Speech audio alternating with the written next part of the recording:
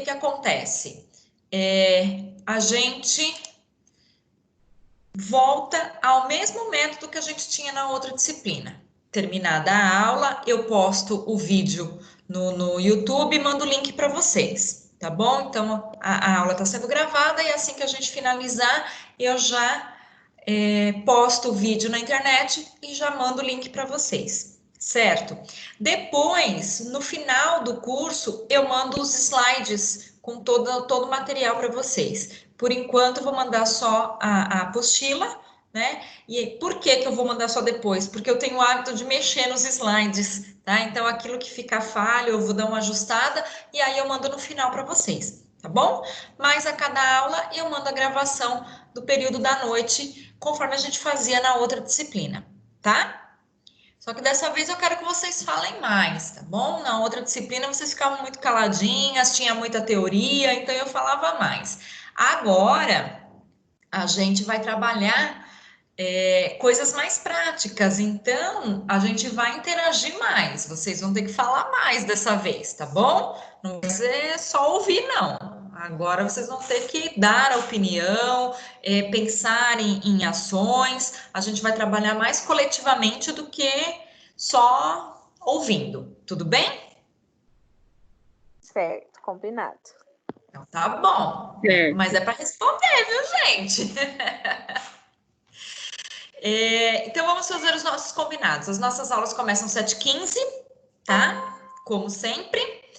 E vai até a hora que acabar. Se vocês precisarem dar uma pausa no meio, vocês me avisam, a gente dá uma paradinha. Caso contrário, a gente vai direto. Tudo bem?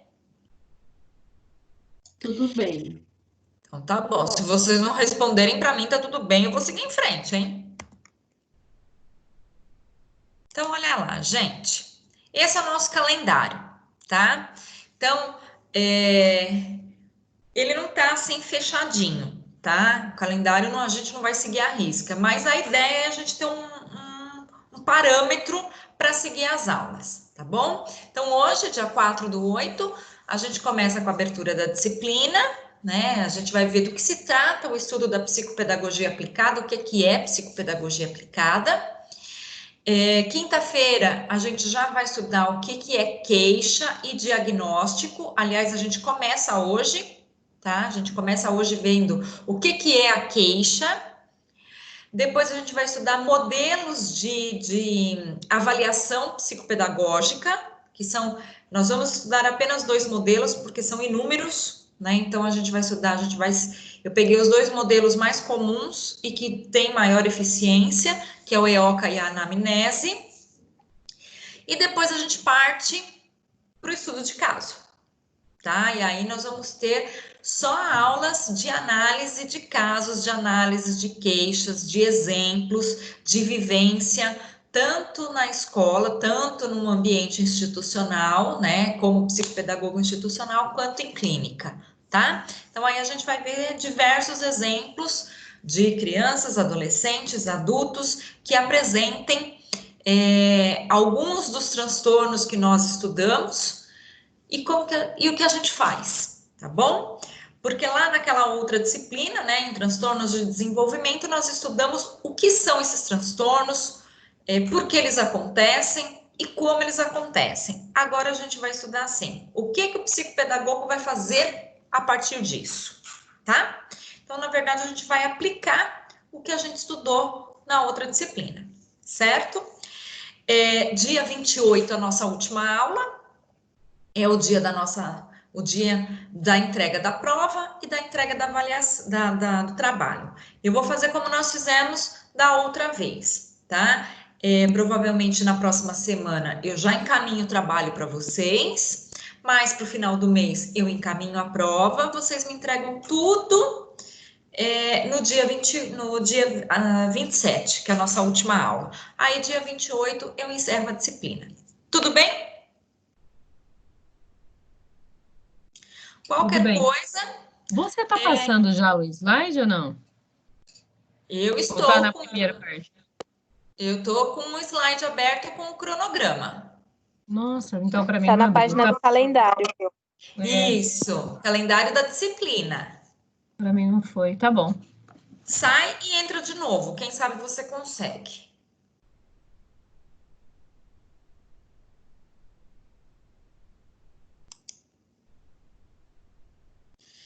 Então, vamos lá, meninas. Se precisar, a gente revê esse calendário, tá bom? Ele não tá fechado, não. A gente consegue mexer nele, tá? Agora, vamos então começar a nossa primeira unidade. Nós vamos ver o que é a queixa psicopedagógica e como fazer esse diagnóstico, tá?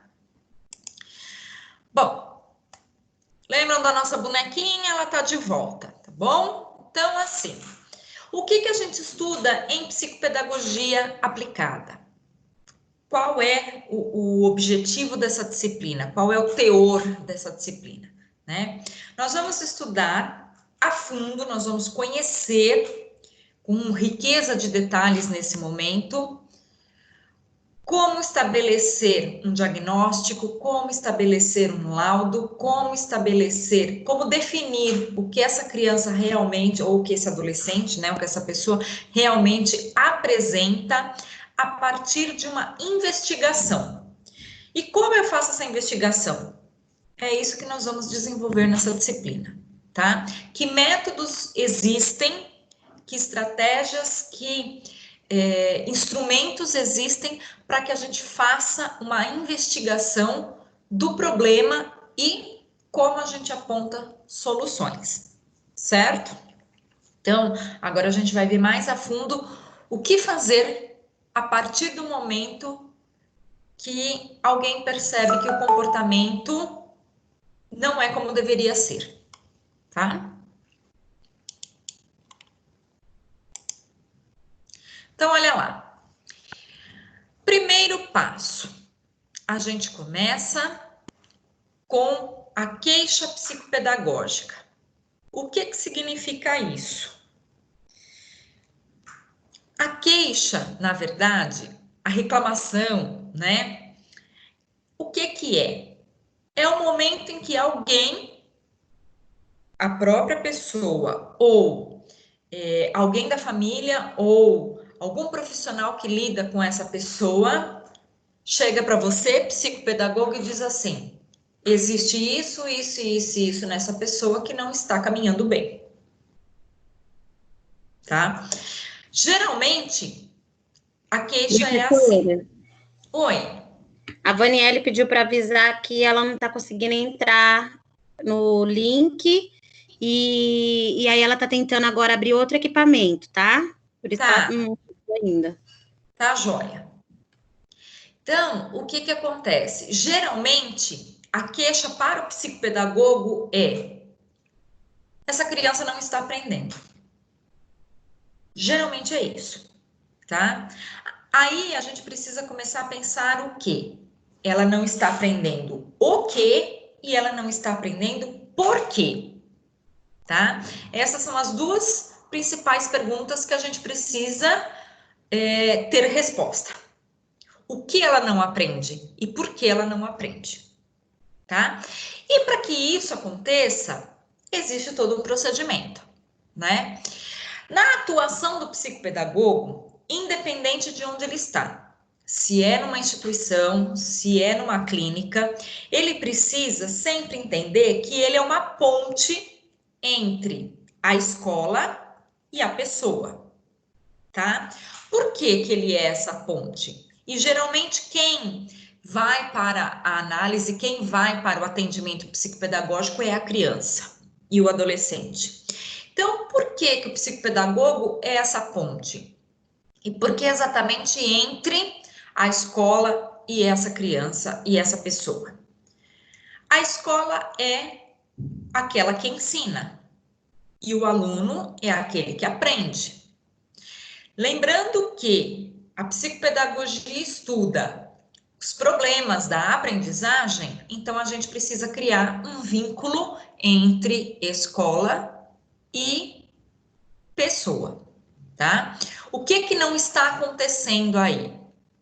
É um erro de comunicação, é uma falha de aprendizagem. Por que essa falha de aprendizagem está acontecendo? Então, assim, qual é a relação que existe entre quem ensina e quem aprende e o que é que está acontecendo aí, para a gente entender por que não está acontecendo como deveria, tá? E a partir disso, a psicopedagogia não trabalha sozinha, como eu falei para vocês, inclusive, né, quando a gente estudou os transtornos.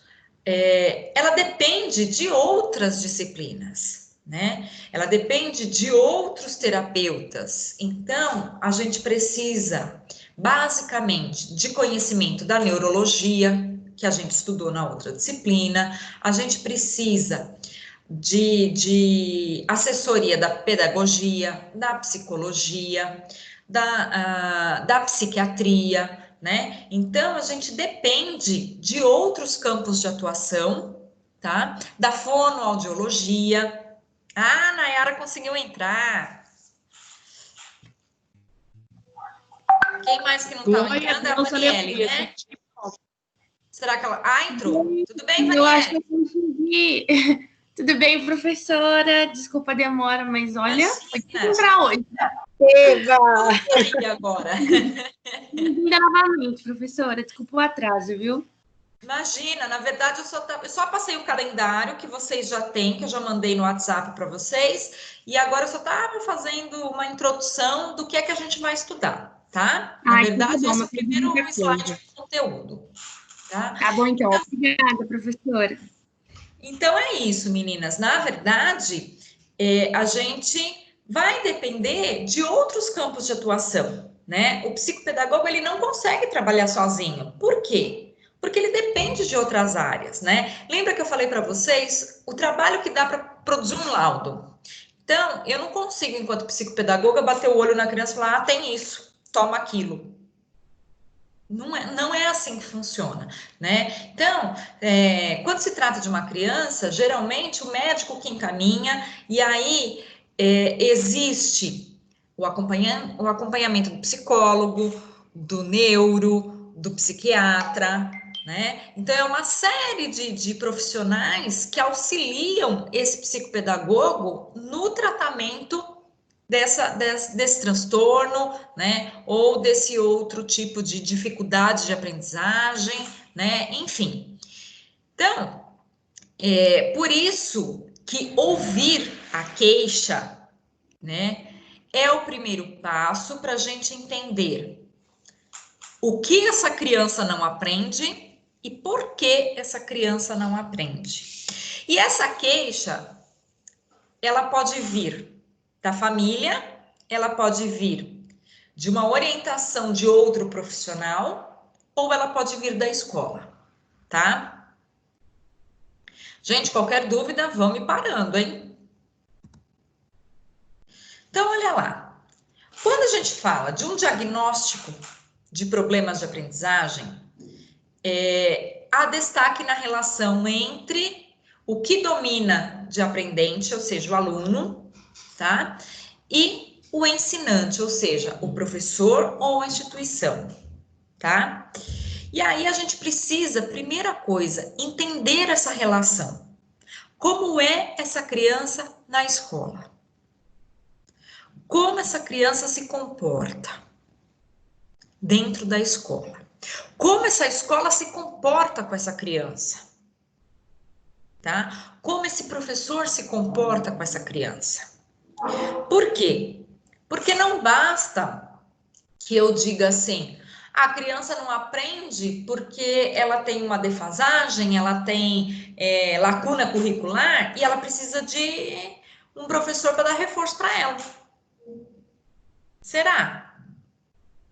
Ou a relação que essa criança tem com o professor não é adequada? Ou a metodologia de ensino desse professor não atende às necessidades dessa criança, né? Vamos lembrar, por exemplo, que lembra que eu falei para vocês, existem crianças, né, que têm déficit de processamento auditivo. Então, só falar durante a aula não resolve. A gente precisa anotar, né? Vamos lembrar de uma criança que tem déficit de atenção. Não adianta eu ficar lá fazendo a criança ficar parada olhando para minha cara, porque não vai resolver. Vamos pensar numa criança autista. Eu coloco ela num lugar cheio de criança gritando, o que que essa criança vai aprender? Ou então eu grito com ela o tempo todo, né? Então a gente precisa, primeiro passo, investigar o que é que está acontecendo. Em que ambiente ela está e por que que tem alguma falha aí, tá?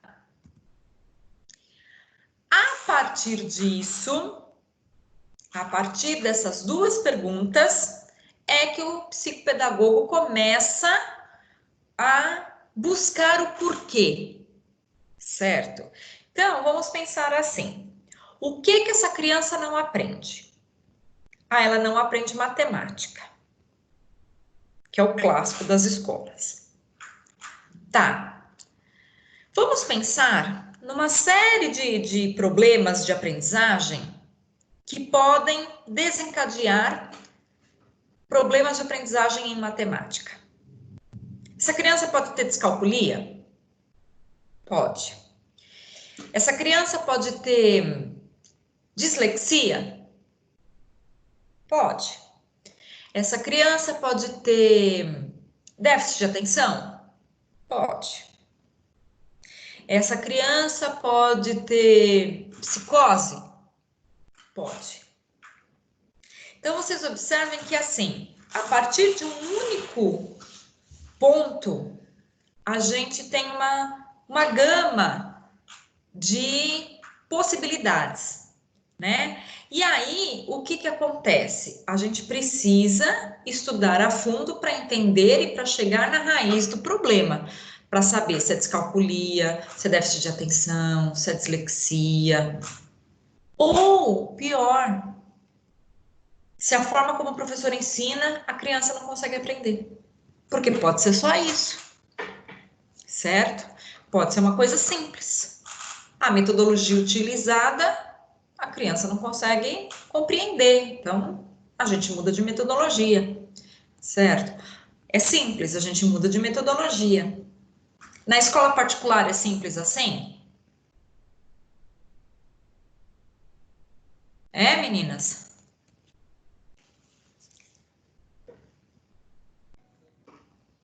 Olha que legal. Todo mundo falando. É que elas falam, sabe, que às vezes no celular demora até elas conseguirem abrir Por isso que às vezes eu falo antes, é porque eu estou no computador, viu, gente? Não estou falando demais. Mas não muda. Eu acho que não, particular. Eu também tento falar, gente, meu computador é 5 horas para conseguir desativar o áudio. E eu tô achando que vocês nem estão ligados na aula, tá vendo? Eu também, consegui agora lá, depois que já mudou até o ritmo da pergunta. Gente, eu tava fazendo xixi mesmo, não vou negar, não. A minha irmã... A aula tá sendo gravada, já faz uma Meu hora. Deus. Gente, Mas é que o processo é lento. eu vou voltar à pergunta. Então, o que que acontece? Vamos pensar assim. O psicopedagogo chegou a uma conclusão que o problema da aprendizagem ou da falta de aprendizagem da criança em matemática é a metodologia da escola. Vocês acham que numa escola particular é fácil chegar para o diretor e falar assim, ó, muda a metodologia porque essa aqui as crianças não estão aprendendo? Na verdade, professora, é muito difícil, porque cada escola tem a sua ideologia, eles não vão mudar a ideologia deles por causa de um pensamento de um professor, né? Então, eles também têm um documento para seguir, uma maneira de ensinar. Quanto menos uma dificuldade de um aluno, né? Aí é que está, é exatamente isso, né? Então, assim, ninguém vai mudar o sistema para fazer uma criança aprender, né? A criança vai ter que se adaptar ao sistema. Até porque, gente, por mais que a gente entenda as necessidades, as especificidades da criança que depende, né? Da criança que tem um laudo, da criança que tem um transtorno, a gente também tem que pensar que essa criança ela vai ser inserida num mundo que não vai olhar só para ela. Tá? O que eu estou dizendo com isso? O mundo que a gente vive fora da Gente, é só escola. aqui que tá travando? Vocês estão Oi? ouvindo normal aí? Tá normal para mim. Nossa, meu tá travando muito. Tá Acho que é a normal também internet. pra mim. Tá, né? Tá bom, obrigada. Qualquer coisa, gente, está sendo gravada a aula, tá? Não se preocupem, dá para assistir amanhã. Então, o que que acontece? O ambiente de trabalho, o ambiente fora da unidade escolar, fora desse campo de aprendizagem, não vai respeitar as especificidades da criança. Por quê? Lembra que nós vimos na outra aula, gente, a questão da inclusão, né? Nós temos uma legislação que patina, né? Nós não temos ambientes adaptados para atender todas as condições e todas as necessidades especiais das pessoas, né? A gente não tem ambiente adaptado para cego, ambiente adaptado para cadeirante, imagina ambiente adaptado para autista, né? E ele vai enfrentar uma fila de banco onde está todo mundo gritando, todo mundo falando. Ele vai andar no mercado onde está todo mundo falando alto, né? Porque a gente não pode simplesmente pegar uma criança autista e transformar num adulto trancado dentro de 4 paredes. Ele tem que lidar com o mundo fora desse contexto, né? Por mais que seja difícil. E este contexto não vai ser o foco dos outros ambientes, né? Então, assim, olha, ele é autista para o mundo. Não vai acontecer isso. Ó, você tem preferência na fila porque você é autista. Vocês já viram isso em algum lugar? Isso não existe, né? Então, é o que vocês realmente falaram, vocês pontuaram muito bem. O sistema não vai ser modificado para atender às necessidades dessa criança. E o que o pai faz com essa criança, então?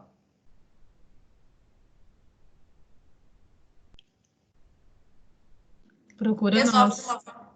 Resolve de uma forma simples, muda de escola.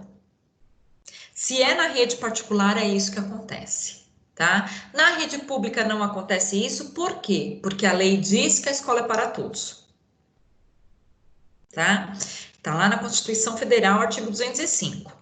A lei é clara, a escola é para todos, educação é para todos. Então, se o seu filho não consegue se adaptar à escola particular, coloque ele na pública. É isso que respondem para um pai diante desse diagnóstico, tá? E aí, quando chega na pública, tem tudo e todos sem adaptação nenhuma para ninguém. E a gente tem que dar conta, que é o que acontece, tá? Vocês vivem isso, vocês sabem muito bem, certo? Mas, por outro lado, o acompanhamento de um psicopedagogo faz com que a vida dessa criança, nessas condições, fique mais fácil, tá? Por quê? Porque ele vai desenvolver, ao longo das sessões, estratégias com essa criança para lidar com isso, tá? Então, ele vai fazer o diagnóstico, né? Ele vai fazer aí os métodos que precisam ser feitos, a investigação, e depois ele vai fazer a intervenção. O que é essa intervenção?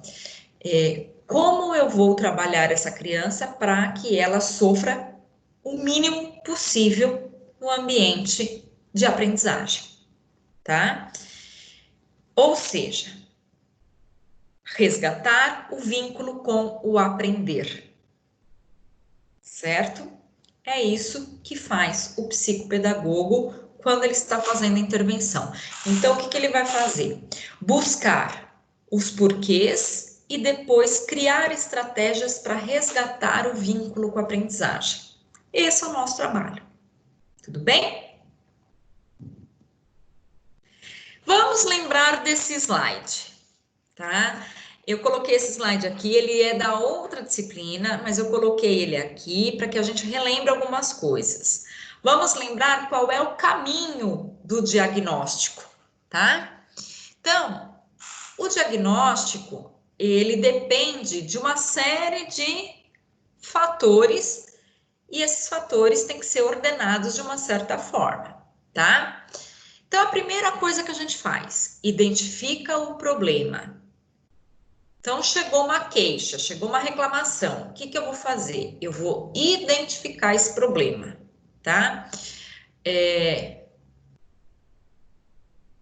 Psicopedagoga, minha criança não aprende. Olha, eu não sei, ela já repetiu 3 anos na escola, não consegue aprender, professora diz que o problema é em casa, e eu não faço nada de diferente, eu não sei, só que ela não consegue aprender. Não aprende nada. Tá, o que eu vou fazer? Uma investigação para identificar o problema. Por que ela não aprende? Tá? O que ela não aprende e por que ela não aprende? Muito bem. Para identificar esse problema, eu vou fazer uma coleta de dados. Eu vou conversar com a família, eu vou tentar conversar com as pessoas da escola, eu vou conversar com essa criança, né? Eu vou criar vínculo com essa criança, né? Eu vou levantar esses dados por meio de observação. Então, eu vou ver como que essa criança é tratada e se comporta em casa, como que ela é tratada e se comporta na escola, onde está o problema, porque se ela não aprende, o problema está na escola, né? Então, a gente precisa entender. Só que, às vezes, o problema está em casa e a criança carrega para a escola e desencadeia na escola, tá? Então, eu vou fazer questionários para investigar a vida dessa família, tá? Eu vou ver como que foi a gestação dessa mãe, eu vou ver como que foi, como que foram os primeiros momentos de vida dessa criança, e assim por diante. Professora, Oi? eu tenho uma dúvida. Por exemplo, eu acho que foi numa das primeiras aulas, a gente comentou que geralmente você tem um tempo, né, para você ter o atendimento com o aluno, por exemplo. Não pode passar de 8 atendimentos, não sei, não lembro direito, não sei nem explicar direito sobre isso.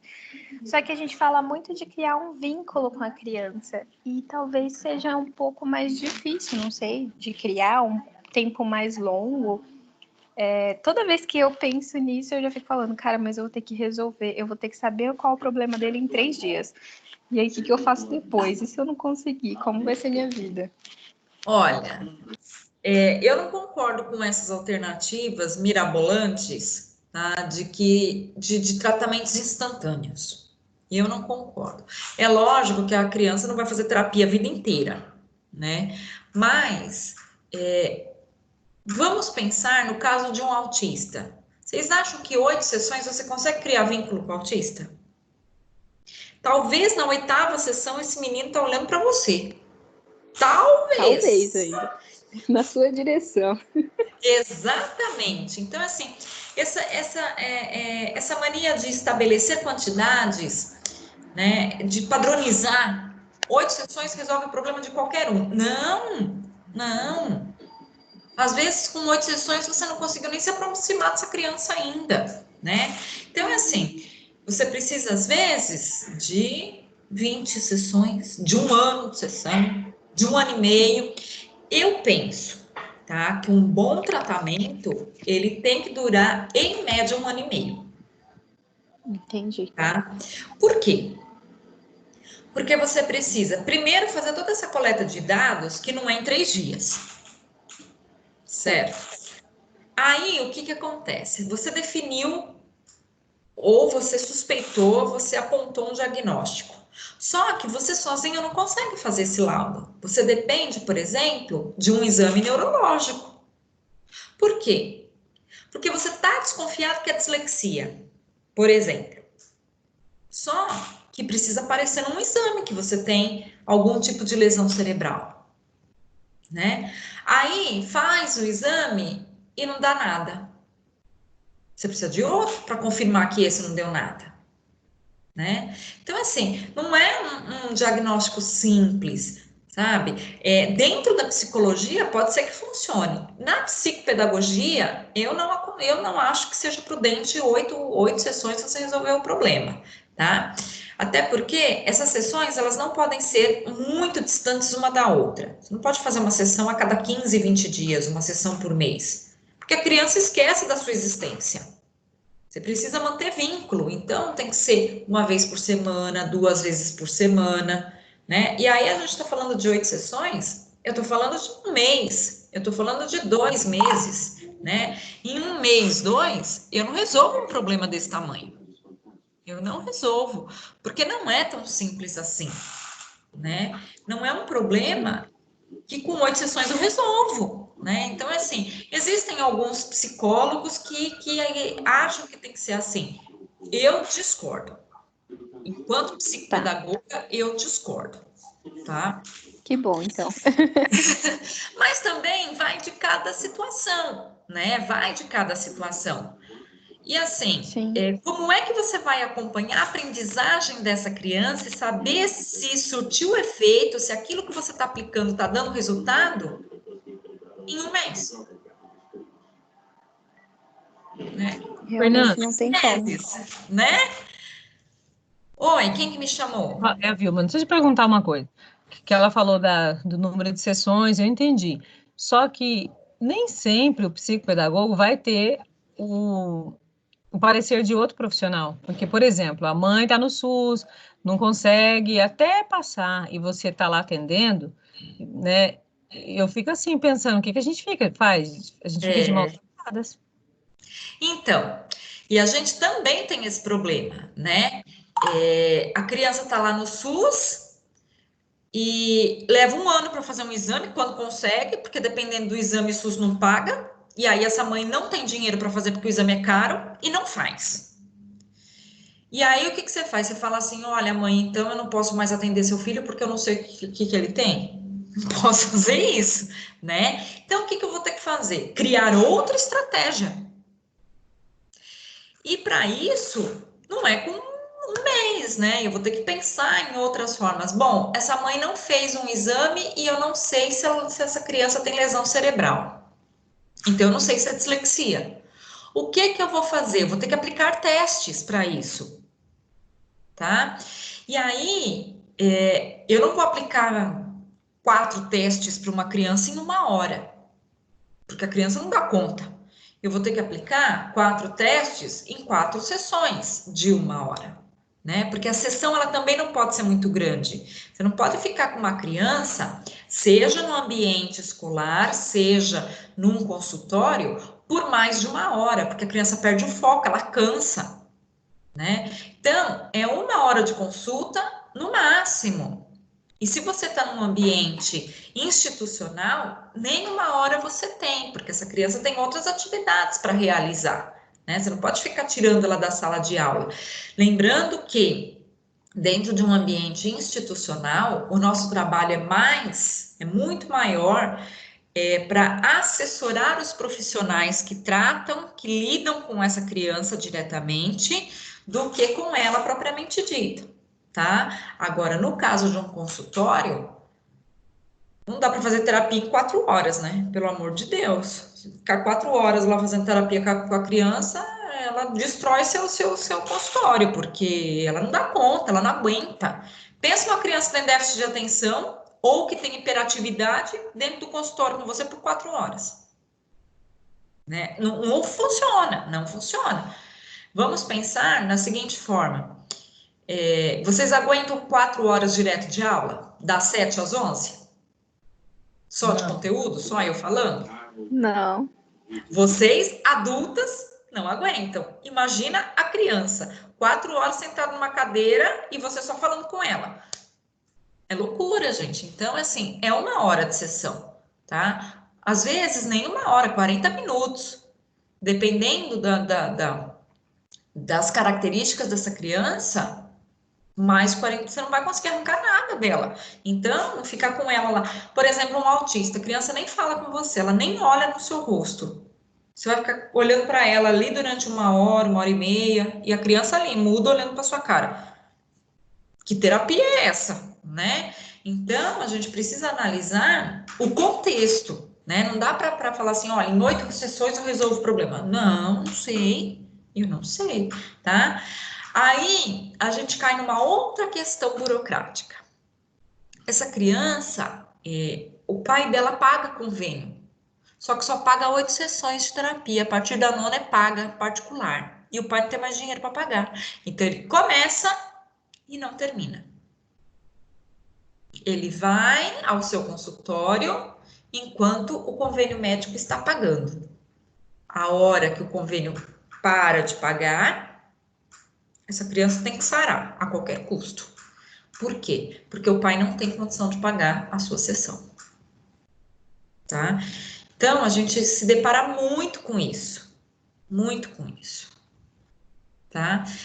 Então, assim, são problemas que a gente enfrenta aí no dia a dia e que fazem parte da nossa rotina, né? Se a gente for analisar a situação do transtorno propriamente dita, às vezes precisa de mais de 8 sessões ou de menos, enfim, mas a gente tem que analisar tudo o que está por trás, né? E que às vezes não é esse conto de fadas que deveria ser, né? Por questões burocráticas, por questões financeiras, né? Então, às vezes, a criança acaba sofrendo o prejuízo causado por outras situações, tá? Então, olha lá, vamos continuar. Então, depois dessa coleta de dados, existe o recorte da realidade. O que que é isso? Onde acontecem os problemas? O problema acontece em casa ou o problema acontece na escola? O problema acontece na escola. Então, vamos analisar o que está acontecendo nesse cenário escola, tá? Então, é assim que funciona. Aí, quando eu estou lá no cenário escola, lá onde acontece o problema, eu vou levantar hipóteses. Pode ser isso, pode ser aquilo, pode ser, pode ser, pode ser, pode ser. Muito bem. Agora, eu tenho 5 pode ser. 5 hipóteses. Certo? Dessas 5 hipóteses, eu tenho que diminuir para uma, tá? É por isso que aí eu vou pedir exames, tarará, tarará. Mas vamos considerar que eu não tenho exame, a família não levou no psiquiatra, a família não levou no neuro, só tem vocês aí para dar conta dessa criança, sozinho, abandonado e desamparado. Vocês vão propor uma intervenção, que pode ser que funcione, pode ser que não, tá? Então, assim, quando quando a mãe leva essa criança até vocês, ela leva na esperança de uma cura. Então, isso tem que estar muito claro no primeiro momento. Eu não vou curar o seu filho. Eu vou tratar para que a situação fique melhor. Mas não há cura. Ele não vai sarar, porque isso não é doença, tá? Então, ele não vai se curar disso. Tá? A gente vai criar estratégias para melhorar a vida dele, para facilitar a vida dele, tá? Para ele aprender a lidar com a situação em que ele vive. Agora, sarar, virar uma outra criança, resolver o problema? Nem hoje, nem daqui 8 sessões, nem daqui 50. Ok?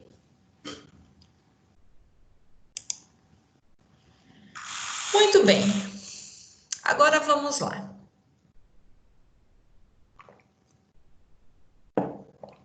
O que é essa tal queixa?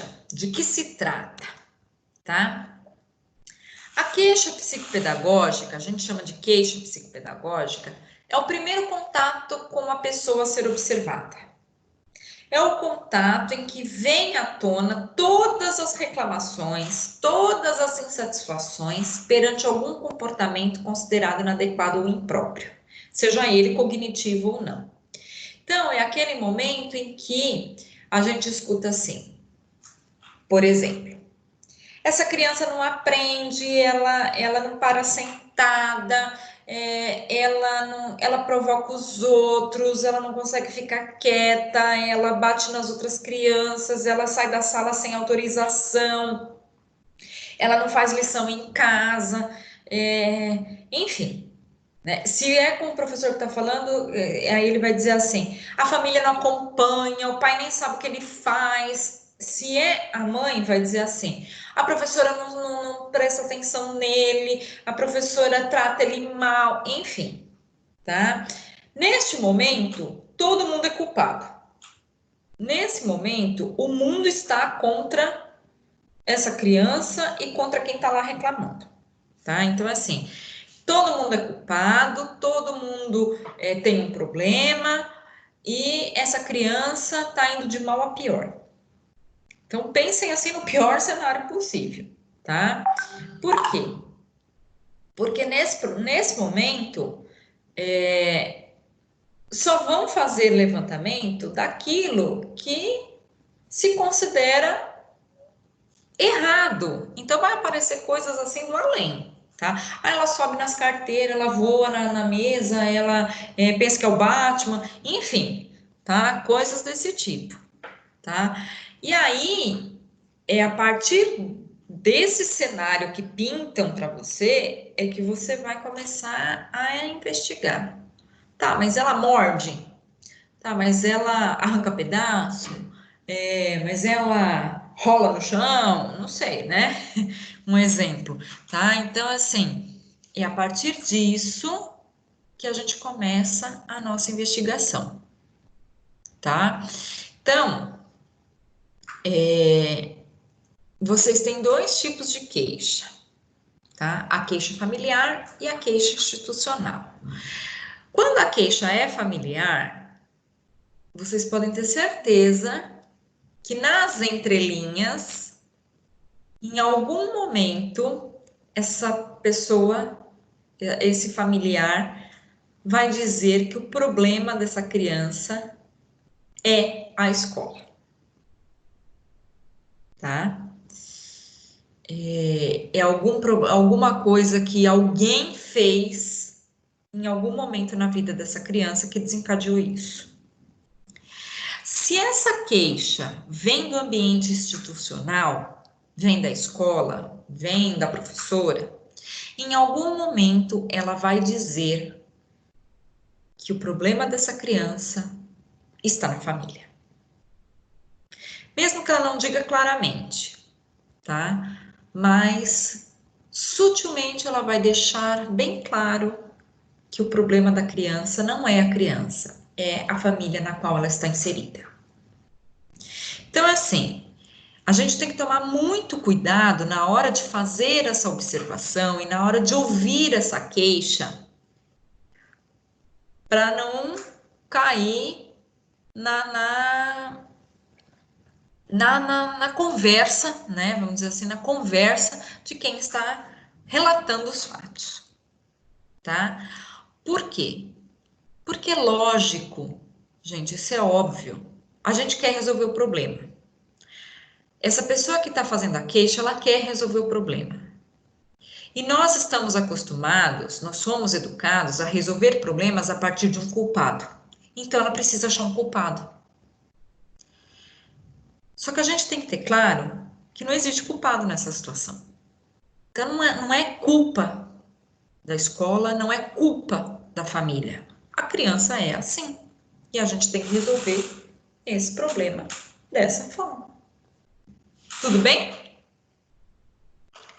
Ficou claro, meninas? Sim, ficou assim.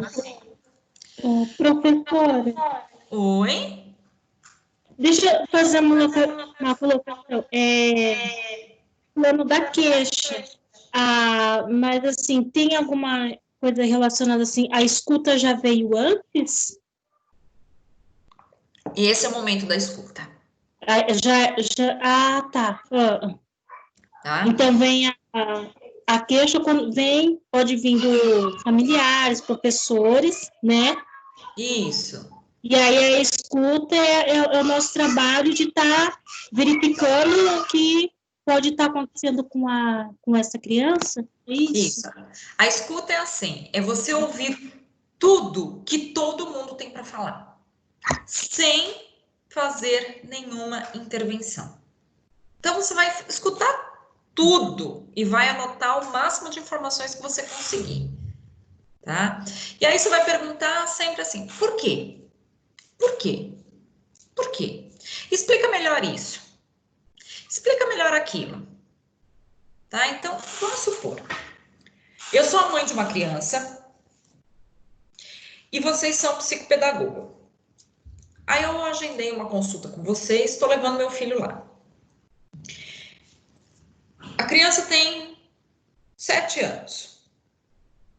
Tá? Vamos considerar um ano normal, né? Ela tá lá na escola todo dia, indo para a escola e tal. E aí eu falo assim para vocês, doutora, nós estamos em agosto e essa criança não conhece nem as letras do alfabeto. Tem alguma coisa de errado com ela, porque ela não consegue aprender. Ela não consegue reconhecer as letras, nem as letras do nome dela não reconhece ainda. Aí vocês vão me perguntar assim, mas mãe, conta pra mim como que é, né? Como que essa criança é em casa? Ah, ela é uma criança normal. Ela brinca, ela assiste televisão, ela escuta rádio, ela fala tudo, enfim, é uma criança normal. Tá, e como que ela é na escola? Ah, normal também, ela é obediente, ela faz as lições, né? Todas as lições que a professora dá. Só que a professora, ela passa lição demais, e aí a criança não dá conta de fazer, né? Você acha, a criança leva a lição para casa, e aí ela não dá conta, e eu não consigo fazer ela sentar para fazer a lição, né? Porque ela precisa brincar. Vocês observaram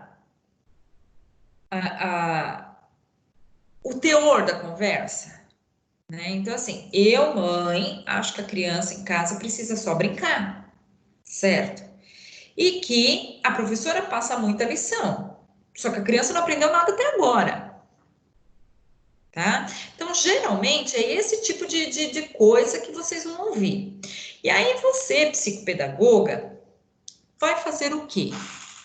Eu relatei isso para vocês, tá? A criança tem 7 anos, é mês de agosto, ela foi para a escola todos os dias, normalmente, só que até agora ela não conhece nem as letras do alfabeto. A professora passa muita lição, mas a criança precisa brincar em casa. Esse é o histórico. Que pergunta vocês fariam para dar continuidade a essa escuta, para ouvir mais da mãe?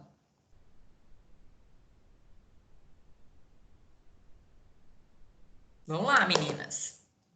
Professora Fernanda, não falou a série que a criança está, né? Primeiro ano, está sendo alfabetizada. Só que ela não conhece nem as letras do alfabeto. Ah, eu acho que eu perguntaria, mãezinha, você acompanha o caderno da escola? Você está ciente do que está sendo trabalhado, de como que está o desenvolvimento da sua criança na escola?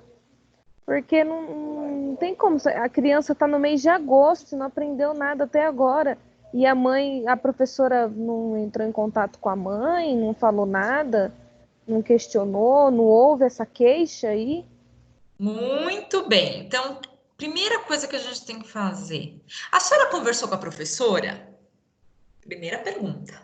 O que a professora disse sobre seu filho? Tá? Porque assim, agosto, essa criança não conhece nem o alfabeto, e aí a gente precisa entender uma coisa. Se é ano de alfabetização, primeiro ano, como eu acabei de falar para vocês, uma coisa que é interessante saber. Só meu filho ainda não conhece as letras do alfabeto? Ou mais crianças também não conhecem as letras do alfabeto? Por que eu estou falando isso? Porque se mais de uma criança ainda não conhece as letras do alfabeto, o problema pode não ser a criança realmente. Agora, se só essa criança não conhece as letras do alfabeto, certamente o problema está na criança. Certo? O problema não é a escola e não é a professora e não é a família, né? Então, vocês observam assim, sutilmente, esta mãe que eu representei deixou claro que o problema é a escola. A professora passa muita lição, mas a criança tem que brincar. Vocês viram que assim é muito sutil, mas olha, a gente tem que ter essa rapidez para entender, olha, a mãe acha que o problema é a escola, tá? Por isso que este momento de escuta da queixa, ele é muito importante. E a gente precisa realmente fazer perguntas que nos levem a entender com muitos detalhes o que é que está acontecendo, tá? Com a maior riqueza de detalhes possível. Então, eu tenho que investigar o máximo que eu puder neste momento, tá? Então, é isso que a Alice citou. Mãe, a professora já falou com você? Mãe, como que é o comportamento dessa criança na escola? Ela brinca com as outras crianças? Ela não brinca? Ela só brinca? Tá? Mãe, ela faz todas as lições? Como que é o caderno dela? Né? Porque se ela não reconhece as letras do alfabeto, nenhuma, nem a do próprio nome, o que tem nesse caderno então? Só rabisco? Garatuja ainda? Né? Então, a gente precisa entender mais. Aprofundar essa escuta, tá? Então, a queixa, ela não é simplesmente eu chegar e falar assim, ó, o problema tá aqui, é isso, resolve aí. Não é assim, tá? A gente precisa de muita informação, tá? A gente precisa ir a fundo em todas as informações possíveis, tá? Num segundo momento, a gente precisa fazer toda essa investigação com a criança. Assim, você gosta da sua professora? Ela é legal? Ela deixa você brincar na aula? Por que ela não é legal? Ela é brava? Ela dá bronca? Ela passa muita lição? Porque às vezes a mãe acha que é muita lição para a criança, mas a criança está dando conta. Então, ela não reclama, né? Você gosta de ir na escola? Por que você gosta de ir na escola? Ah, porque eu gosto de brincar com os meus amigos, né? Mas você não faz lição? Você não gosta de fazer a lição? Qual lição que você mais gosta? Tá? Então, é esse tipo de questionamento que a gente precisa fazer com a criança para tirar dela a maior quantidade de informações possíveis. Você faz lição na sua casa? Como que você faz? Você senta lá na cadeira ou você faz na frente da televisão? Como é que é essa brincadeira aí? Você faz deitado no chão? Ou você senta bonitinho na cadeira, na mesa, vai lá, faz a lição direitinha? Porque às vezes a criança não tem nem condição de fazer a lição em casa, né? Vamos pensar no nosso contexto hoje. Vocês acham que todas as crianças, todos os alunos de vocês estão em casa bonitinho, fazendo todas as lições que os professores estão encaminhando, ou que vocês estão encaminhando? Todo mundo sentadinho na frente de uma mesa, a mãezinha do lado acompanhando. Vocês acham que tá assim? Não. Com certeza não. Não mesmo. Exatamente, né? Então, ao mesmo tempo que a gente fala, né? E isso eu já falei para vocês lá em junho. Ao mesmo tempo que a gente fala, tem que ficar em casa porque realmente a gente está numa situação caótica, né? A gente está numa situação muito complicada, não tem vacina ainda, espero que logo tenha e tudo mais. Por outro lado, gente, o que a gente está fazendo com essas crianças? Confinando, tolhendo a infância delas, né? Não, você não pode ir na rua porque você não pode ter contato com ninguém, porque senão você vai ficar doente, pode morrer. Gente, olha só a gravidade disso, né? Quem tem filho em casa aqui já sabe, nós estamos presos há 5 meses. Como é que estão as crianças de vocês? Contentes que estão em casa? Né? Com qualquer idade, as crianças já estão pedindo, pelo amor de Deus, para voltar para a escola, porque elas precisam ter contato com outras crianças. Não é porque elas querem estudar, elas precisam do contato com outras pessoas, porque elas já não aguentam mais todo dia ficar na frente da televisão, porque é só o que elas têm, né? Lição em televisão, lição em televisão, lição em televisão. Gente, isso é uma crueldade com a coitada da criança, né? O que a gente está fazendo esse ano é crueldade pura. É necessário? É necessário, não discuto isso. Mas olha o tamanho do problema que a gente está criando. O ano que vem vai ter criança fazendo terapia de pancada, né, de malote, porque, gente, os problemas que a gente vai provocar com esse confinamento todo são enormes. E não é em uma ou duas crianças, é num monte, né? Então, fazer todo esse questionamento, como que é na casa dela, como que é na escola, como que ela é, como que ela se sente diante dessa situação, né? Você conhece essa letrinha? Você conhece essa letrinha? Nossa, você não conhece ainda, né?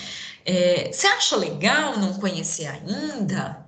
Você gostaria de já saber? Algum amiguinho seu na escola sabe? Tá? Então, assim, é esse tipo de investigação que a gente precisa fazer, tanto com quem está fazendo a queixa, quanto com a figura envolvida aí.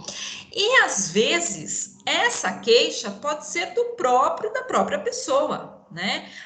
Às vezes, uma criança de 10 anos, ela já tem essa consciência de chegar e falar assim para você, olha, eu não aprendo tal coisa. Por quê? Porque eu não gosto. É a primeira coisa que ela vai dizer. Mas aí você vai investigar por que você não gosta, o que acontece, tá? Então, assim, essa investigação inicial, ela tem que ser muito detalhada, tá? Por quê? Porque ela vai nortear todo o seu trabalho. É ela que vai definir que linha de trabalho você vai seguir, tá? Tudo bem com relação a isso? Meninas, vocês querem dar uma parada ou vamos direto? São 8h17, a gente está com 1 hora de aula. Por mim pode ir direto, eu tô comendo aqui mesmo. Professora, a gente está tudo em cima da cama descansando, comendo, se divertindo. Então vamos embora, gente. Vamos lá. Se a algum momento vocês quiserem parar, é só avisar, tá bom? As nossas aulas talvez não serão tão longas como eram da outra disciplina, tá? Então, olha lá, gente, ainda falando sobre a queixa, tá? Independente do narrador, ou seja, de quem está fazendo essa queixa, a conduta de escuta do psicopedagogo é valiosa e requer uma postura responsável, porém descontraída, tá? Então, assim, você tem que mostrar que você está se apropriando dessa situação, tá? Mas com seriedade, mas também não pode ser aquela coisa assim, sabe, de cara fechada, sem dar um sorriso, olhando só de rabo de olho, porque isso assusta, né? Então, você precisa, sim, ter uma postura responsável, mas também uma descontração, tá? Não, nunca a gente pode falar assim, meu Deus, é isso? Nossa, não tô aprendendo nada, tá? A gente não pode se assustar, porque isso faz com que a pessoa que está relatando fale assim, minha Nossa Senhora, se a mulher se assustou, que está acostumada, imagina eu, né? Ou então, assim, é mesmo? Ai, sério? Tá? Porque assim, essa sensação de repulsa, de temor, ela gera no outro uma emoção que pode alterar o caminho da história, tá? Por quê? Porque se essa pessoa já tem dentro dela a ideia de que alguém é culpado e você tem essas reações todas, ela vai fazer essa pessoa ser culpada mesmo, tá? Então, assim, a gente tem que ser neste momento, o mais distante possível, né? A gente não pode se envolver com a história, mas ao mesmo tempo, a gente não pode ser aquela pessoa assim, fala aí, fala que eu tô te ouvindo, e tô ouvindo música, né? A gente não pode também ser indiferente ao que está acontecendo, tá? Observem só, as informações ouvidas pelo psicopedagogo devem ser apreendidas apenas no que diz respeito ao sintoma. Por quê? Porque, às vezes, esse relator, esse narrador, ele se perde na história. E ele acaba falando de outras coisas, de outros assuntos e desvia totalmente o foco. Então, por exemplo, vamos pensar lá na mãe, tá? Eu era a mãe de uma criança de 7 anos que estava sendo alfabetizada e que não conhecia as letras do alfabeto. Aí, a mãe fala assim, no meio do relato, Mas também, né, aquela professora, ela tá mais preocupada em ir pererecada para a escola toda, parece uma lei, parece uma árvore de Natal, ela vai toda enfeitada, ela não tá preocupada em ensinar as crianças, ela tá preocupada em fazer desfile de moda, né? Então, eu acho que ela precisa se preocupar mais com aquilo que ela tá fazendo na escola, porque meu filho não tá aprendendo nada, mas também eu não sei, nem sei se ela tá ensinando, porque ela vai lá só para desfilar, né? Ela tá cada dia com uma roupa. E ela põe um salto deste tamanho, né? Eu não sei para quê, um sapato com um salto tão alto, para ir tratar das crianças. Aí até assusta as crianças, o tamanho dela, enorme daquele jeito. Vocês perceberam que desviou todo o assunto, né? Então, alguém quer falar alguma coisa? Quer falar, Vânia? Gostaria de deixar claro que provavelmente seria eu essa professora. Ou eu. É assim. Olha, eu não estou de salto, eu estou na minha casa.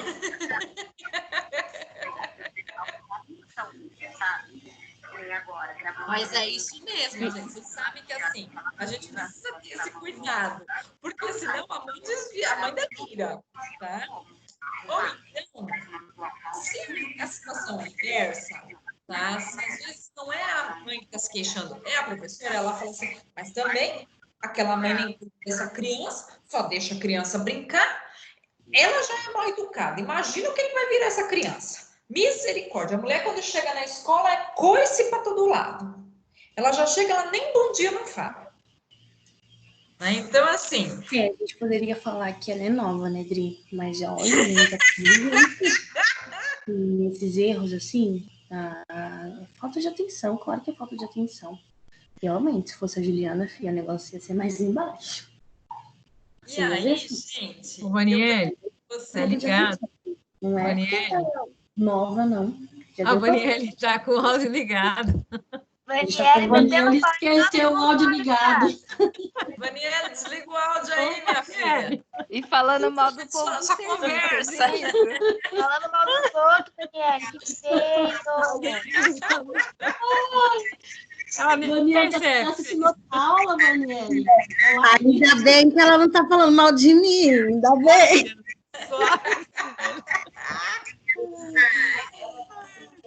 E aí, gente, vamos lá prestar atenção, vamos voltar para o nosso foco. E aí, assim, vocês perceberam que nesse relato que eu fiz, se é a mãe, ela está preocupada com a roupa da professora. Se é a professora, ela está preocupada com a educação da mãe. E o foco que era a criança e os sintomas da criança, o que essa criança está apresentando, se perdeu no caminho. Então, a gente precisa... Não que a gente vai falar assim, não, eu não quero saber disso. Não, deixa eu falar. Mas a gente precisa saber selecionar as informações durante a escuta, tá? Então, assim, opa, isso me interessa. Isso... Deixa ela falar da roupa da professora, deixa para lá, tá? Então, a gente precisa filtrar as informações, tá? E se atentar apenas àquilo que é interessante para o nosso assunto, para o nosso caso, para o nosso foco de trabalho, tá?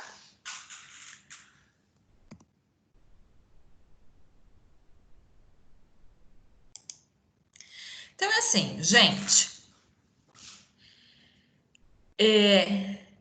O psicopedagogo, ele precisa estar atento à queixa trazida pela família, tá? Como que ele vai estar atento a isso, certo? Ele vai desenvolver esse poder de escuta, tá? Então, assim, não é na primeira consulta e não é com a primeira criança que a gente consegue afinar isso. A gente vai criando vai desenvolvendo essa capacidade, vai melhorando a capacidade de escuta com o passar do tempo, tá? Então, assim, é lógico que a experiência faz a gente filtrar melhor, faz a gente selecionar o que é mais importante, faz a gente perceber, por exemplo, se a história que está sendo contada, se esse relato não tem exageros, né? Se esse relato não tem partes inventadas, tá? Principalmente se eu estou ouvindo a queixa da própria pessoa, tá? Se não tem, se não é uma versão distorcida dos fatos, tá? Então, assim, é importante a gente analisar a postura perante a queixa. Como que é a postura da família? Ela apresenta uma postura de aceitação do problema ou ela prefere enxergar que alguém é culpado, tá? Por exemplo, meu filho não aprende, eu já fiz de tudo, a professora já fez de tudo, ele continua não aprendendo, eu já não sei mais o que fazer. É diferente de eu dizer, meu filho não aprende, a professora passa um monte de lição e ele continua não aprendendo. Tá? Então, assim, eu preciso de ajuda para ver, para investigar, para saber como eu posso ajudar essa criança. É uma postura. A outra também essa professora só enche de lição, nem olha os cadernos das crianças, não sabe nem se está aprendendo. Essa é outra postura.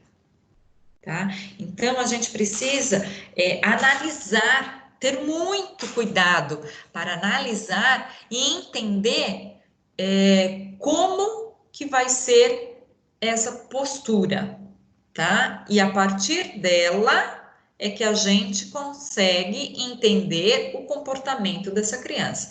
É clássico em qualquer escola, né? Com qualquer professor. Isso acontece desde que o mundo é mundo, desde que se inventou a escola. A criança dá trabalho, você chama a mãe e você olha assim para mim e fala, meu Deus, que foi que eu fiz? Era melhor não ter chamado a mãe. A mãe é pior que a criança. Vocês já se depararam com essa situação? Porque isso é clássico, tá? A gente chama a mãe e a hora que a gente olha para a mãe e fala assim, minha Nossa Senhora, a criança é até boa perto da mãe que tem. Tá? Então, a gente precisa entender essa postura, né? Porque assim, por exemplo, tá? Na escola onde eu sou diretora, a gente tinha uma aluninha que agora ela está no 3º ano. Ela tinha o hábito de rasgar as folhas dos cadernos dos colegas ou as folhinhas de atividade que a professora dava. E ela tinha mania de pegar o material dos colegas e jogar no lixo. Então, ela pegava lápis do outro emprestado e jogava fora, ela pegava borracha e não devolvia, no outro dia ela jogava no lixo, enfim, tá? Ela sempre destruía o material do coleguinha. Aí, a professora chamou a mãe. Misericórdia. Essa mãe chegou xingando e só faltou sair batendo, tá? Então, a mãe extremamente mal educada, grossa, mal-humorada, dizendo que não tem tempo para ir na escola e que a escola tem que fazer tudo pela filha dela, porque ela é uma pessoa muito importante, muito isso, muito aquilo. Bom, aí numa outra situação, eu chamei essa mulher na escola. Misericórdia. Porque o problema... Aí ela só sabia qual era o problema da escola. O problema da escola era eu. Porque eu sou mal educada, porque eu só sei reclamar, porque eu não sei atender bem ninguém. E assim, o melhor que a mulher faz é xingar as pessoas. Tá? Aí a gente percebeu que, por meio da mãe, a gente não ia conseguir nenhum sucesso. Nós começamos a investigar a vida dessa criança. Por que você rasgou o desenho? Ele ia levar para a mãe dele, né? Agora, olha, ficou triste. O que ele vai levar para a mãe dele? Você não vai levar o seu desenho para sua mãe? Então, a menina respondeu assim, eu não vou levar o desenho para minha mãe, porque todo desenho que eu levo para ela, ela joga fora. Aí, a professora perguntou, mas por que você pega o caderno do seu coleguinha e rasga?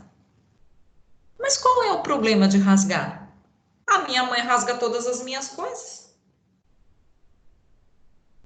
Então, observem. A menina tinha um comportamento extremamente agressivo com os colegas. E quando a gente começou a investigar, a gente percebeu que para ela isso era normal, era natural. Fazia parte de uma relação natural entre as pessoas. Por quê? Porque a mãe dela fazia isso com ela.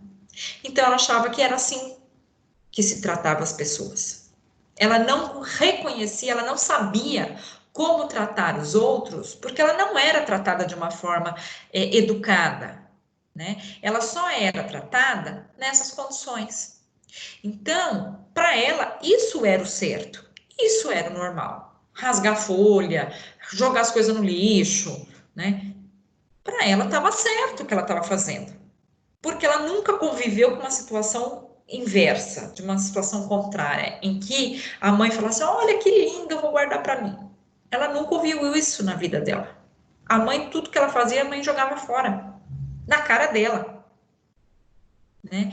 Então, lidar com essa menina e fazer ela entender que este comportamento não era adequado, era um problema muito sério.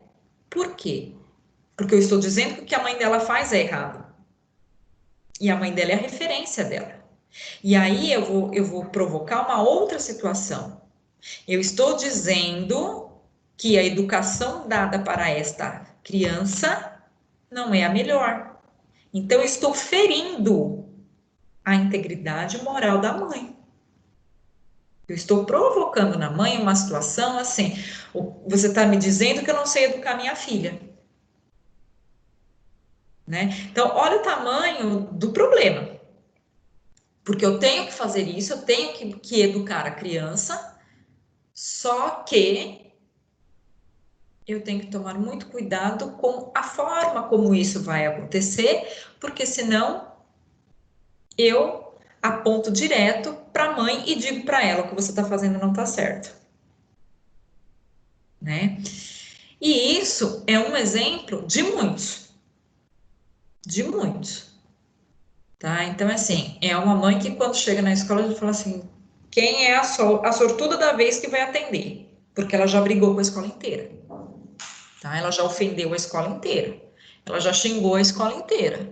E eu falo para ela, então tire sua filha dessa escola, já que aqui ninguém presta, coloque em outra. Não, não vou fazer isso. Então, é bem complicado isso. Tá? Então, a gente tem que entender a postura da família em relação a essa queixa, tá? Uma outra coisa que a gente também precisa ter clareza. Como é a reação desse sujeito? Quando essa queixa é relatada, ele sabe que é dele que está sendo falado? Ou ele acha que é de outra pessoa? Tá? Então, é muito complicado, porque assim, quando eu chego para vocês e falo, olha, meu filho não está aprendendo, o meu filho, ele sabe que é dele que eu estou falando? Ou ele está alheio? Ele está achando que é outro assunto? Que eu estou falando de outra coisa? Tá? E aí, existe também uma outra questão. Será que esta família não está exigindo demais dessa criança? Tá? Então, assim, por exemplo, se nessa versão aí de mãe que eu contei para vocês, ao invés de ser agosto e essa criança não aprendeu nada, será que se for em março e a criança ainda não conheceu as letras do alfabeto, procede a reclamação da mãe, a queixa da mãe para um tratamento? Né? Então, assim, ó, mês de março, criança no primeiro ano de alfabetização, acabou de entrar na escola, né? Vem da realidade da educação infantil e chega na escola em um mês, ela começou as aulas em fevereiro, em março, começo de março, a mãe resolve marcar uma consulta e levar essa criança ao psicopedagogo, porque a criança não reconhece as letras do alfabeto. O que é que vocês acham de uma situação dessa? Vocês acham que a mãe tem razão em março em levar essa criança para uma investigação? Claro que não, né? porque ainda não teve tempo, né? Isso seria lá para o final do ano. Eu acredito que nem em agosto, às vezes, dá para ter essa base, né? A criança. Exatamente, Maria, tocou num ponto extremamente importante, tá? Às vezes nem em agosto, porque a criança, ela tem o tempo dela para aprender. Às vezes, ela aprende lá em setembro, em outubro, né? Então, a gente precisa também entender o tempo da criança. Às vezes é um exagero da família, né? Não, todas as crianças já aprendem, a minha não, pelo amor de Deus. Calma, vamos ver o que está acontecendo, né? Então, às vezes, realmente, é um exagero da família, né? E aí, sufoca a criança. Porque a família tem tanta expectativa em cima da criança, deposita tanta expectativa que a coitada da criança não dá conta, né? Então, é assim, o vizinho faz natação, faz inglês, faz futebol, faz não sei o quê, não sei o quê, não sei o quê. E o meu não dá conta de fazer nada. Gente, mas o vizinho é o vizinho. E o meu filho é o meu filho. O ritmo do vizinho não tem que ser o ritmo do meu filho. Ah, mas eles têm a mesma idade, como é que o outro faz e o meu filho não? Né? Por exemplo, tá? Isso é muito clássico em mães de bebês. Duas mães tiveram filhos na mesma época, mesmo mês, com diferença de 3 dias de diferença. Muito bem. Aí, as crianças estão com 9 meses cada um. Uma já está conseguindo aprender a andar, a outra ainda não. Existe comparação entre essas duas crianças? Pelas mães? Com certeza. O tempo todo eles vão ficar comparando. Até porque nasceu no mesmo mês, nasceu próximo. Aí vai falar, mas por que esse anda, aquele não? E aí, a mãe do que anda faz questão de exibir que a criança já está andando, porque tem 9 meses já está andando. O que não é natural. Não é natural. Tá? O natural é que a criança esteja pronta para andar com 1 ano, não é com 9 meses. A mãe do outro de 9 meses, lá que ainda está engatinhando, fica pensando, meu Deus do céu, acho que meu filho tem problema. Meu Deus. O outro lá já está andando, esse aqui só engatinha. Ai, será que é melhor levar no pediatra? Ai, será que é melhor eu levar no neuro? Será que ele tem algum problema mental? Ai, meu Deus do céu. Será que tem algum problema no sistema nervoso e aí não consegue? Ai, será que é normal isso? Olha que bonitinho, o outro já tá andando e o meu ainda só engatinha. Ai, meu Deus. E assim, o meu nasceu 3 dias antes daquele, aquele já tá andando. Ai, cria essa neura, cria esse exagero, né? Então, assim, existem crianças que aprendem, que conseguem andar com 9 meses, existem crianças que andam com 10, existem crianças que andam com 1 ano, existem crianças que só conseguem andar com 1 ano e 2 meses, com 1 ano e 3 meses, né? Então, assim, varia de criança para criança? Varia de criança para criança. Professora Fernanda. Oi. A minha menina foi a primeira, né, primogênita, ela andou com 9 meses. Quanto ao meu filho, que é o meu segundo, andou com 1 ano, né, com 1 ano. Então, eu não entrei nessa paranoia de ficar preocupada por que ele não, né, estava com 1 ano e não andava, porque a gente sabia do tempo, né, cada um tem o seu tempo, né, da forma que ele, né, se estrutura, como, né, que ele ia conseguir andar. Eu percebia que ele não tinha nenhuma, assim, insegurança quando ele estava gatinhando, ele segurava nas coisas, ele se afirmava. Então, eu fiquei tranquila, assim, no tempo dele ele vai andar. E realmente, com 1 ano ele começou a andar. Então, sim, cada criança tem seu tempo. Você vê, 3 meses depois da menina, né? Exatamente. E é normal? É normal. É normal, a gente não pode ficar comparando. Por exemplo, o desenvolvimento da fala. Né? Lembram quando nós estudamos lá aquela parte de neurologia?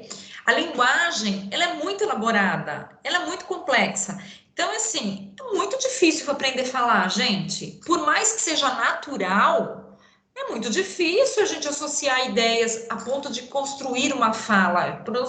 Porque assim, construir aquela coisa, isso é fácil. Agora, elaborar o pensamento para construir a palavra, para entender o que é água, para entender o que é comida, para entender o que é leite, para pedir isso, é muito difícil. Né? Então, pensa, a criança precisa entender que ela está com fome e que o que resolve a fome dela é leite.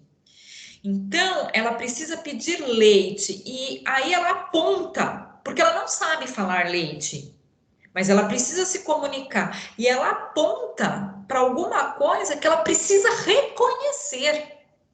Então, olha como isso é difícil. Ela precisa reconhecer que aquilo sacia a fome dela. Isso é muito complicado, né? E posteriormente ela precisa entender que aquilo que sacia a fome dela chama leite. E aí ela precisa aprender a falar leite. E depois ela precisa aprender a escrever leite. E aí ela precisa entender que aquela palavra representa aquele material, aquele objeto que vai saciar a fome dela. Olha que coisa complicada. Isso é a linguagem, né? Pra gente que já sabe, é simples. Aquilo é leite, isso aqui é mesa, aquilo é cadeira, enfim, né? Mas para a criança que está construindo a sua linguagem, compreender tudo isso, pensem no processamento que o cérebro precisa realizar para essa compreensão toda. Tá? Então, esse processamento ele é muito minucioso, ele é muito elaborado, e aí a gente precisa dar o tempo que cada um precisa, né? Porque cada um precisa de um tempo diferente. Ai, olha, meu filho tem 1 ano e meio, já está falando tudo. O outro tem 2 anos e meio e precisa ir para a escola porque não consegue falar. Gente, isso é normal. Isso é normal, tá? Por exemplo, a minha sobrinha, ela não tem problema de linguagem nenhum. Ela aprendeu a falar mesmo com 3 anos, quando ela foi para a escola. Porque antes disso, ela só falava, né? E aí minha cunhada levou ela em tudo quanto foi médico, o médico falou assim, não tem nada, ela é preguiçosa, deixa ela no tempo dela. Minha cunhada só faltou virar a cidade no avesso, de tanto médico que levou a menina, achando que a menina tinha problema. Fez até fono na menina, achando que a menina tinha problema, e a menina só era preguiçosa, ué. Isso é normal, né? Então, a gente precisa dar tempo ao tempo também, respeitar o tempo. Agora, a criança tem quase 3 anos e ainda não consegue andar direito, opa, agora passou da normalidade. Então, agora eu preciso, né? Eu preciso ficar atento, porque quase 3 anos e a criança ainda não anda, ou não anda direito, para se observar, tá?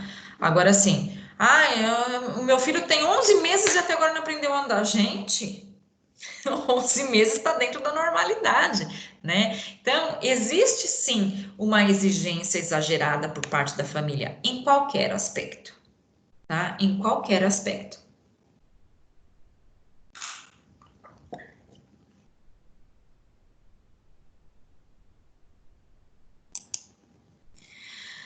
Meninas, vamos lá. Quais são as dúvidas que vocês têm a respeito da aula de hoje?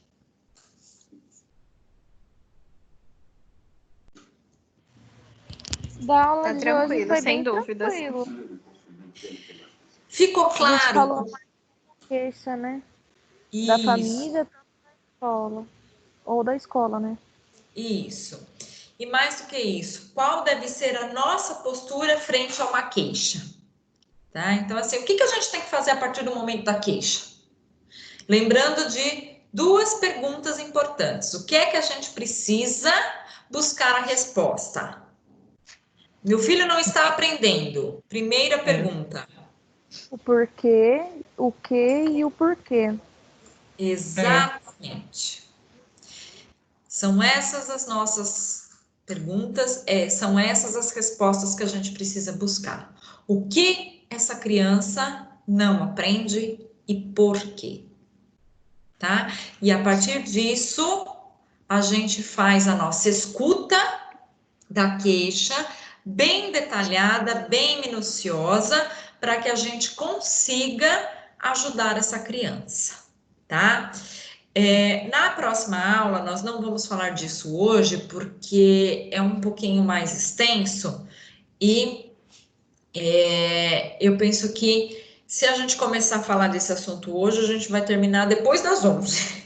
Então, é melhor a gente deixar para a aula que vem, tá? A gente vai analisar como buscar os porquês, tá?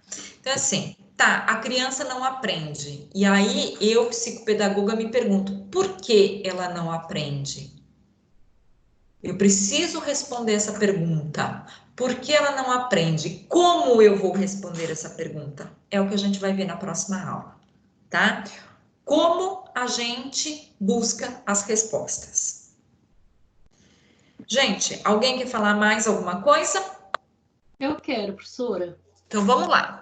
Então, assim, no caso dessa criança que você citou aí, nesse caso, o psicopedagogo, ele analisando, já vai perceber que a criança está no primeiro ano, né, do ensino fundamental, ela está ainda no tempo dela, né, então tem, assim, tem um aspecto aí que ele já vai dar como descartado, que é o tempo que ela está estudando, o ano, né, primeiro ano, né, que não tá fora, aí tem que ver outras partes, né, aí outras análises de outras formas, ver se tem algum transtorno, alguma, né, outra, como é que fala lá, que esqueci agora o que você fala, transtorno, e alguma distúrbio, isso, e para ver realmente o que está acontecendo, e depois disso daí, ver a família, acho que um dos primeiros casos seria ver a família, né, ver o que está acontecendo, né, fazer várias análises para chegar, né, na questão, né, do porquê que a criança não aprende, né, se não tem uma dessas, né, dessas possibilidades. Se a mãe dissesse assim, meu filho já está no segundo ano e ainda não conhece as letras do alfabeto, seria preocupante. Ou se ela dissesse assim, meu filho repetiu e ainda não conseguiu entender as letras do alfabeto, aí é caso para estudo, tá? Mas assim, ele está na idade séria certa, né? Por que investigar tão cedo, tá? Vilma? Fernanda, eu acho que, pelo menos na minha opinião, acho que nós vamos ser mais procurados por pessoas que já ultrapassou. Por exemplo, sábado mesmo veio uma menina aqui, que eu dei aula para ela no 4º ano, ela ficou alfabética no 4º ano. Alfabética em listas, né, a Keren. Só que, assim, ela está tendo ainda um sofrimento, porque agora ela está no 5º ano, né? Esse ano praticamente perdido em relação, né? Porque ficou muito distante para ela. E ela não acompanha o 5º ano, não consegue acompanhar. E está sofrendo, né? Aí a mãe, Vilma, eu não sei o que eu faço, tal, porque eu tenho contato com elas, né? E eu falei, olha, eu não tenho formação ainda, né? O que a professora for falando na aula, eu vou fazendo aqui, porque eu entendi que eu não sou professora de reforço. A gente entendeu bem isso com a Noel, né? Que nosso papel não é ser professor de reforço, mas é entender o que está acontecendo, por que ela não aprendeu melhor. Eu acho que ela aprendeu. Foi o que eu falei com ela sábado. Falei, olha, ela falou, eu não sei ler. Aí eu peguei uma coisa que estava escrita, o que está escrito aqui? Ela, Júlio. Eu falei, então, peraí, então você sabe ler?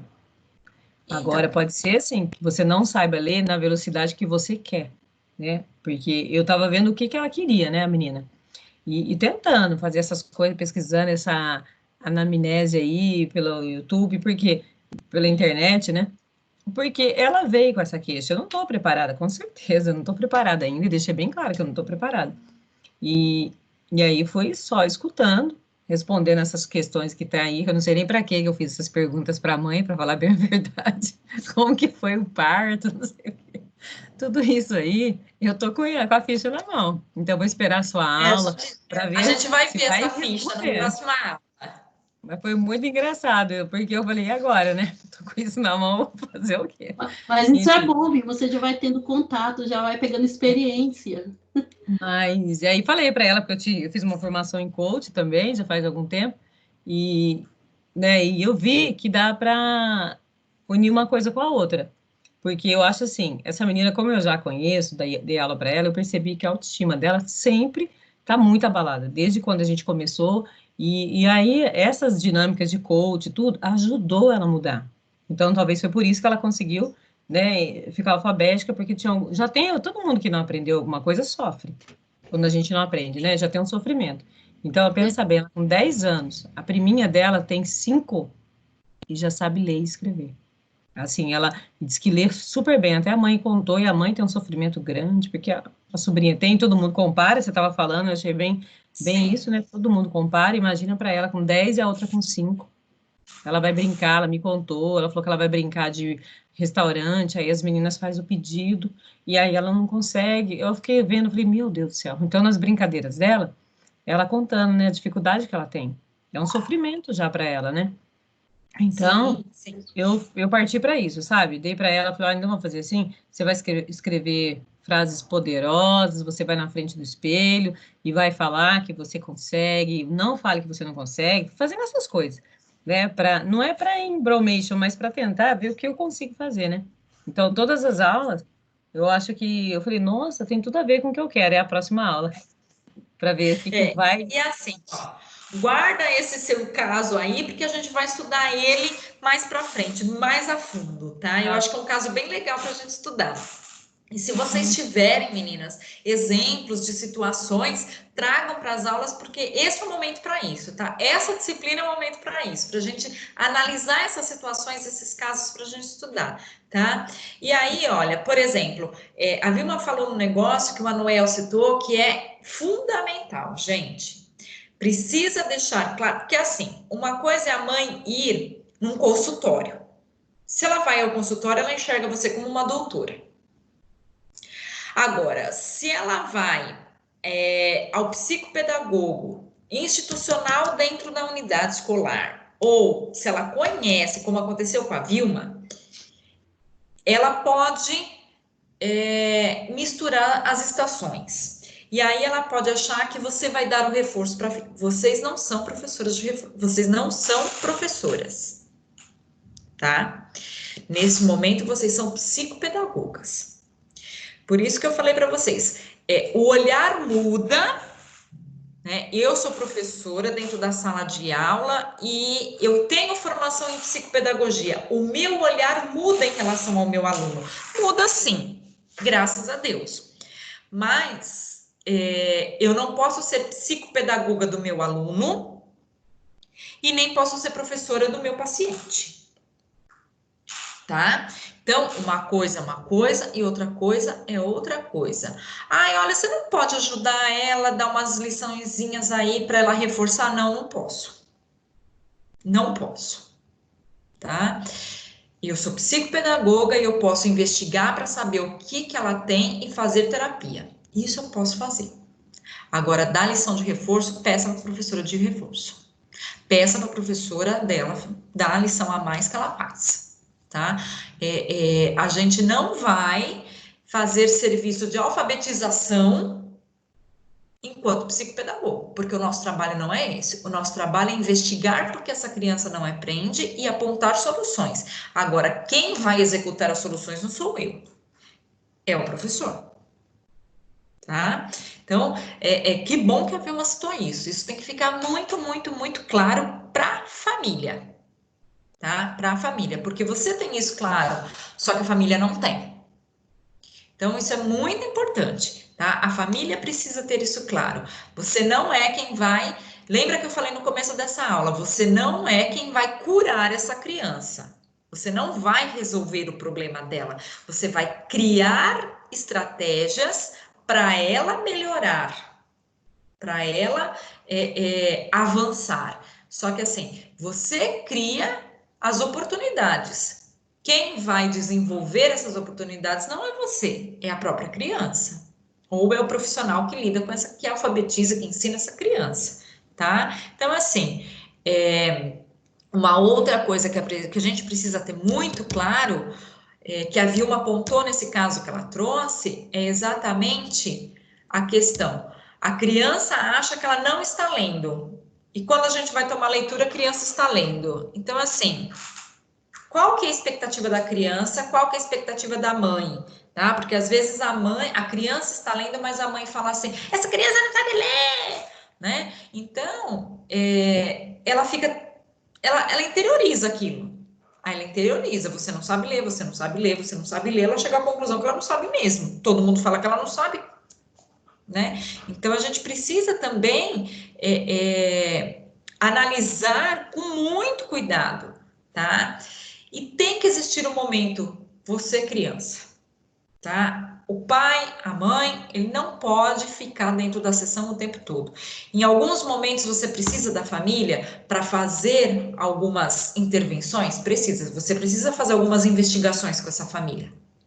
Mas o seu trabalho é diretamente com essa criança e não com a família dela. Por quê? Porque se essa família participa das sessões ou apenas observa, ela altera a conduta da criança. E aí todo o seu trabalho pode se perder, tá? Então a gente tem que ter isso muito, muito, muito, muito, muito claro. Tudo bem? Meninas, uma coisa que eu gostaria que vocês fizessem, se possível, para a aula que vem, tá? Porque eu acho que se colocar no slide vai ficar muito cansativo. Eu sei que vocês assistem aula pelo celular, né? E aí fica um pouquinho complicado.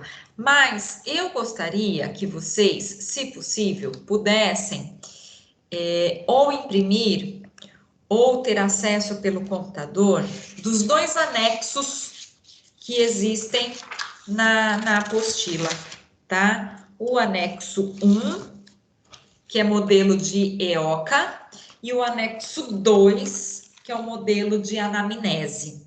Porque como a gente vai estudar, seria até interessante se vocês tivessem impresso, para que vocês pudessem escrever algumas coisas que são importantes, tá? Ou se vocês estiverem na tela do computador e conseguirem fazer aí alguma observação, tá? É a página 13 da apostila e a página 17. Só que o primeiro anexo tem 3 páginas, é a 13, a 14 e a 15. E o segundo anexo é a 17, 18, 19, isso é bem grande, 20, 21 e 22, tá? Seria interessante que vocês pudessem manusear esse material, para a gente poder discutir um pouquinho melhor, tá? Certo. Porque assim, pela telinha do celular e ainda com a minha cara ali, não vai ficar muito, muito agradável para vocês poderem se apropriar dessa informação, tá? Então, anexo 1 e anexo 2, se vocês puderem ter em mãos, vai facilitar bastante a vida da gente na próxima aula, tá bom?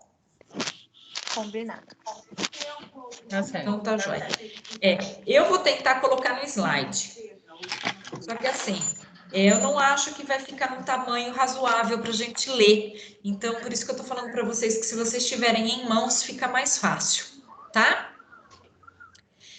Gente, mais alguma pergunta? Mais alguma dúvida? Professora Fernanda, eu conheci uma moça que já está com 40 e poucos anos. E ela não sabe ler.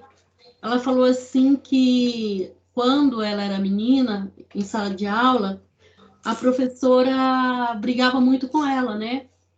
E chamou uma vez chamou ela de burra, que ela não aprendia. E ela travou, não consegue. Ela falou assim que ela não consegue.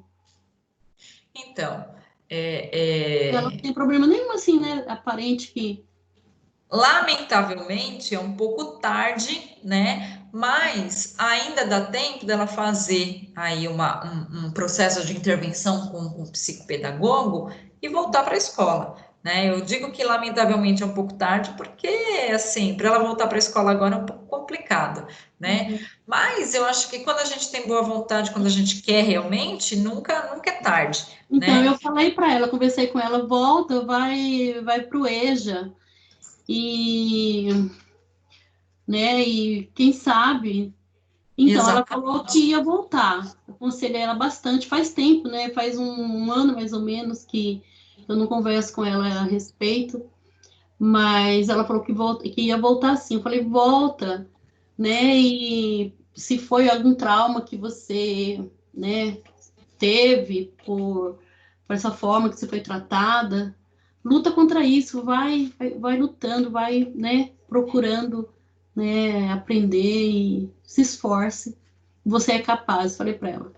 É isso mesmo, né? Eu acho que nunca é tarde para a gente ir atrás do que a gente quer, né? E aprender é sempre, a gente morre aprendendo, né? Então também nunca é demais, né? Mas aí também depende de N fatores, né?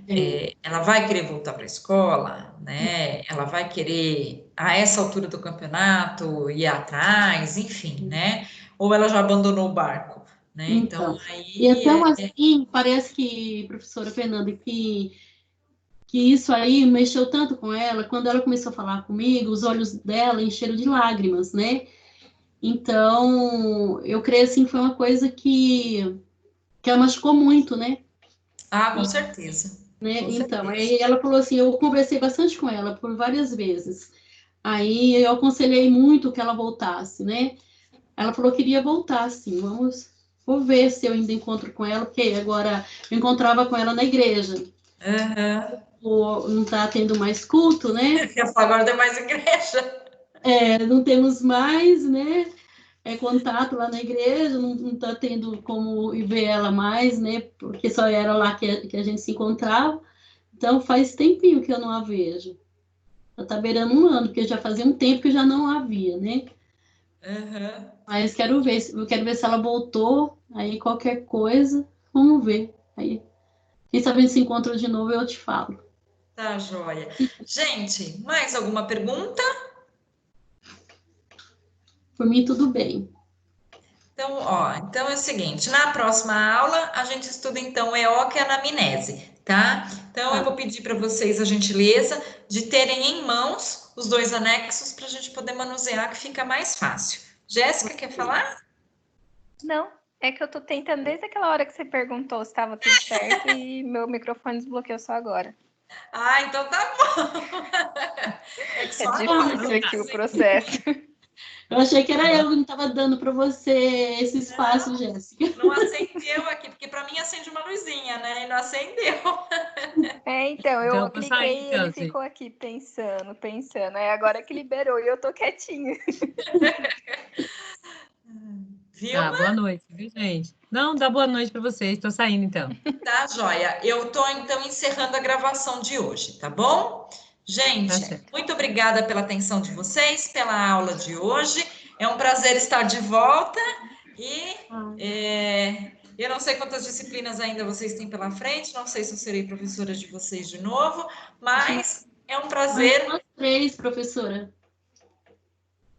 Então, vamos ver se a gente tem mais algumas disciplinas aí pela frente, mas por enquanto eu só tenho a agradecer vocês, bom? Boa noite e até quinta. Boa noite. Boa noite, obrigada, até lá. Boa noite. Boa noite.